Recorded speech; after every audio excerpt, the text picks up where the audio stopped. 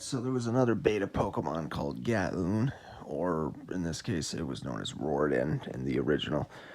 This was beta Tyranitar, and then you also had the Pokemon it evolved from, which was known as, I'm trying to think what they called it,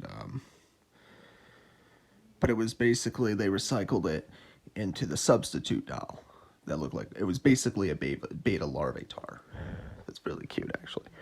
So, anyways, this Pokemon would actually come from the old Emerald, or the old Ember, which is where Aerodactyl came from. Well, come to find out, there was what was known as the wing fossil that Aerodactyl originally came from. Just to kind of throw that out there. So, anyways, but what's really interesting is this is just a little bit of back history, so you know this. So in Gen 1's prototype, Gaoon was actually originally its battle cry was then recycled into Venusaur's. Venusaur originally didn't have the same battle cry that it does now. It kind of sounds like it's too soft for it. But being the final evolution of a giant plant, a giant man-eating frog, look, let's just say Venusaur is a giant frog, and onions, you know, it's a giant poisonous tree frog that is a grass and a poison type. And it sounds pretty cool. It sounds like like it's making a Mecha Godzilla or a Godzilla scream when it goes off like it does. I believe the legendary burns are also supposed to have like something similar, even though they're different though. Kind of interesting though. But then again, they like when Gen 1 was originally created, they had like this sound format they were trying to use for the battle cries for the Pokemon to make them sound like the creatures from like Ultraman and all that. Like, you know, like being that they're supposed to be monsters, creatures from like nature and all that. They have like these powers and all that. They, you know, mystical beings. But it's really interesting because they couldn't utilize the sound formation for it because of cartridge limitations, so they had to kind of scrap it. But what's really interesting is some of the Pokemon actually like they redid it when Pokemon Stadium came out, like the original Pokemon Stadium.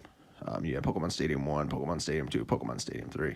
If you don't know this, this is even some more backstory. The Pokemon Stadium that we got on the Nintendo 64 outside of Japan was actually Pokemon Stadium 2 and 3. There was actually a prototype. It had nothing to do with the prototype data from Gen 1. Sadly, no unused Pokemon. Just, it was an unfinished version of Pokemon Stadium 1, which Pokemon Stadium 2 over in Japan was the full version. But then the Pokemon Stadium 2 that we got over here that people are thinking of is Pokemon Stadium 3 over there in Japan on the N64, just so we understand this. So it's nothing completely different, like nothing too outrageous. Like the full version that we got was a lot better than this version, but it had some interesting stuff on it, like the battle animations and the way it looked was very interesting compared to what it looks now. So, but although if you're gonna play Pokemon Stadium, you might as well play Pokemon Stadium 2 and 3 because, or 1 and 2 in this case, because outside of Japan, because they're the full version, so you know what you're getting yourself into with it. So, just throwing that out there. But you really get to see how the series really changed and adapted what it did over time. But, anyways, so, but yeah, Gaoon and Venusaur, while two different Pokemon entirely, that's what happened to its battle cry. They reused it for Venusaur, and I do believe they redid Bulbasaur and Ivysaurs. They sound like Glooms. Well, not Gloom, but they sound kind of remind me of like the Oddish family, sort of like the battle cries they have. Except Oddish sounds very low key, and then you have what else? Gloom sounds more relatable for Bulbasaur and Ivysaur. Although they're different. They sound like plant dinosaurs. Triceratops, I believe. That's what it kind of reminds me of. Or is it the Stegosaur? No, I got my dinosaurs mixed up, I think. But anyways, that's what I kind of think of. Ivysaur, I do believe. Oh, and I think I do realize something else. I think that's where they got some of the other Pokemon beta, like Cryothin's Battle Cry was actually scrapped and used for Ivysaurs.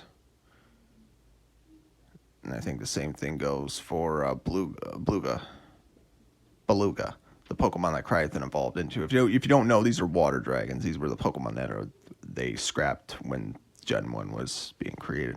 So it's like they reused the cries for some of the Pokemon, but some of the Pokemon were different. And it's also weird because like some people mentioned this before.